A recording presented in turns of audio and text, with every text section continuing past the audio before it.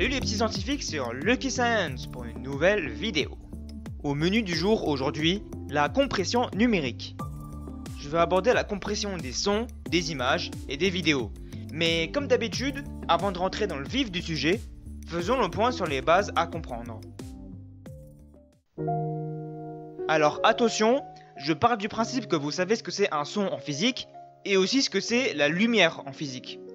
Il y a aussi certains concepts que j'ai déjà abordés dans ma vidéo sur l'encodage des couleurs, des concepts que je ne détaillerai donc pas aujourd'hui. Donc, dans la vraie vie, les signaux sont dits analogiques, c'est-à-dire continus. Pour faire simple, continu ça veut dire qu'importe où on zoome sur le signal, on trouvera toujours une valeur associée. Un peu comme une fonction. Par exemple, si on a f de x est égal à x au carré, et ben l'image de n'importe quel nombre sur x au carré donnera toujours quelque chose, même si la partie décimale est infinie. En revanche, le souci, c'est que pour stocker ces signaux dans un équipement informatique, par exemple un ordinateur ou un téléphone, on ne peut pas stocker une infinité de valeurs. Donc on est dans la nécessité de transformer ce signal en un signal numérique, c'est-à-dire en une suite binaire de 0 et de 1, pour que l'équipement informatique ait la capacité de lire le signal, sans avoir une infinité de valeurs. Et pour numériser un signal justement, on effectue ce qu'on appelle un échantillonnage. On prend notre signal analogique, puis on le découpe en morceaux à intervalles périodiques en fonction d'une certaine fréquence d'échantillonnage, qu'on appelle FE. Et la fréquence d'échantillonnage est égale à l'inverse de la période d'échantillonnage. Un peu comme la fréquence de base d'un son en fait.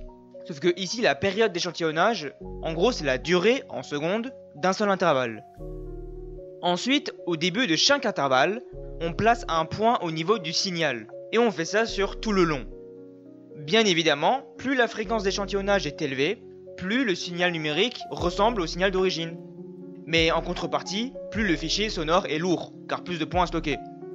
Au minimum, pour avoir une reproduction fidèle, le mieux est que la fréquence d'échantillonnage soit strictement supérieure au double de la fréquence d'origine. Bon ben c'est bon, on a notre signal numérique. Ah non, en fait, pas tout à fait. Il nous reste encore un souci, car actuellement, même si on a échantillonné le signal, on a tout de même une infinité de valeurs lorsqu'on zoome à un endroit sur le signal. Il nous reste maintenant à échantillonner les valeurs de la tension, c'est-à-dire aux ordonnées. Bon, en réalité, on n'appelle pas ça un échantillonnage, mais plutôt une quantification. C'est-à-dire qu'on va assigner des nombres binaires à la tension en mettant un pas de quantification. Et chaque échantillon du signal doit correspondre à une intensité définie par les nombres binaires, celle la plus proche. Et tout dépend du nombre de bits qu'on utilise pour la quantification. Plus on a de bits, plus l'intensité est fidèlement reproduite, mais plus le fichier est lourd, car plus de valeurs à stocker. Pour n nombre de bits, le nombre de valeurs pour l'intensité sera donc 2 exposant n, c'est-à-dire 2 exposant n pas de quantification. 2 car 2 valeurs possibles pour chaque bit, 0 et 1.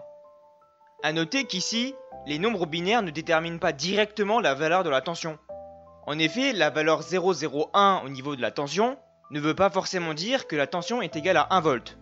Les nombres binaires servent surtout à quantifier le signal, pour éviter l'intervention de l'infini comme précédemment.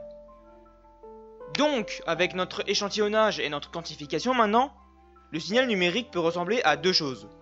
Soit elle ressemble à une sorte d'escalier qui monte et qui descend, soit elle ressemble juste à un tas de lignes, exactement comme sur Audacity. Mais dans tous les cas, ces deux représentations veulent dire la même chose. Pour les images maintenant, c'est à peu près la même chose.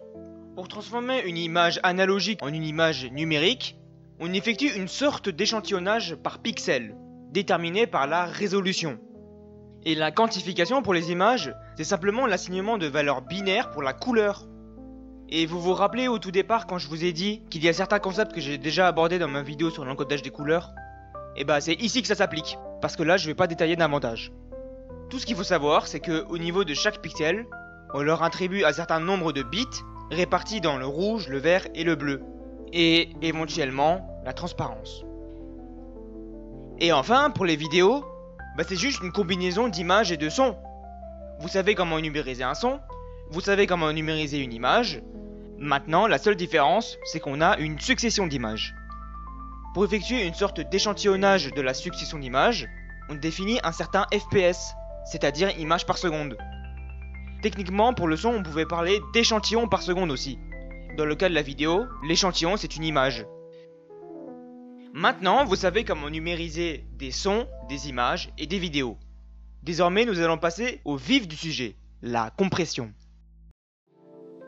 Maintenant, on sait comment stocker des fichiers en numérique. Mais il reste un problème majeur. Je vous ai dit précédemment que plus la qualité d'un fichier est grande, plus elle prend de place. Or, nous, on n'a pas toujours envie d'avoir des fichiers énormes qui prennent des heures à se télécharger ou qui prennent énormément de place sur notre disque. C'est là qu'intervient la compression. La compression permet de réduire la taille des fichiers pour qu'ils occupent moins d'espace de stockage. Mais attention, il y a deux types de compression distinctes. La compression sans perte, qui réduit la taille du fichier sans perdre aucune information.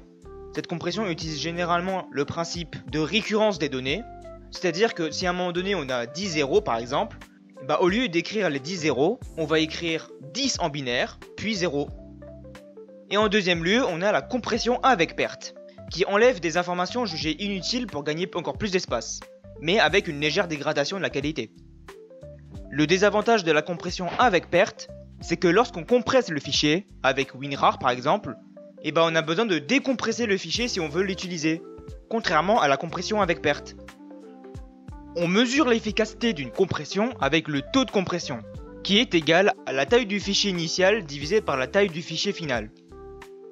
Au niveau des fichiers audio, elles peuvent être très lourds s'ils ne sont pas compressés.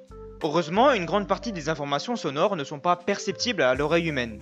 On peut donc les supprimer pour alléger le fichier. Un bon exemple de compression avec perte est le format MP3, qui utilise un algorithme de compression psychoacoustique. Il supprime les sons trop faibles ou masqués par d'autres sons plus forts pour économiser de l'espace. En revanche, si on ne veut pas perdre en qualité, on peut utiliser un format sans perte, comme le FLAC. Pour les images maintenant, le principe reste à peu près le même. Une image numérique peut contenir des millions de pixels, et chaque pixel, comme dit précédemment, a une couleur définie par plusieurs bits.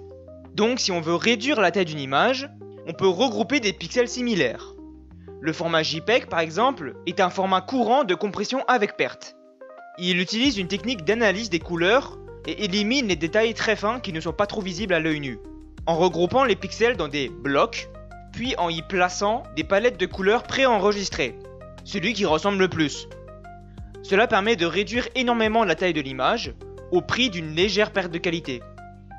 Un exemple de format de compression sans perte est le format PNG, qui compresse les images en repérant des zones de couleurs similaires, mais sans perdre aucune information. Et enfin, pour les vidéos, on sait que c'est juste une succession d'images, et que chaque image peut être compressée comme précédemment. Mais ce n'est pas tout, il y a aussi les mouvements dans la vidéo. Pour éviter de stocker chaque image indépendamment, on utilise des algorithmes de compression inter-images, qui ne gardent que les différences entre deux images successives. Par exemple, le codec H264 utilise cette méthode pour compresser les vidéos sans trop perdre en qualité, en englobant les images similaires entre eux. Et le format MP4 dans tout ça? Quant à lui, c'est pas vraiment un format de compression vidéo, mais plutôt un conteneur. C'est-à-dire qu'il peut contenir une piste vidéo qui est compressée par exemple avec le codec H264, une piste audio qui est généralement compressée avec AAC ou MP3, des sous-titres souvent en SRT, et des métadonnées, donc titre, auteur, etc. Je sais que j'ai vraiment survolé le concept de la compression, donc si vous voulez plus de détails à propos de celle-ci, je vous invite à vous abonner pour ne pas louper la prochaine vidéo que je ferai sur la compression en détail. Mais en tout cas, c'est là-dessus qu'on va s'arrêter. Merci d'avoir regardé cette vidéo jusqu'au bout, et si elle vous a plu, n'hésitez pas à mettre ce petit pouce bleu. Sinon, si vous avez des remarques à faire, ça se passe en commentaire. Et si vous ne voulez pas rater le fil de publication des vidéos, n'oubliez pas de vous abonner. Sur ce, je vous dis à bientôt sur Licky Science.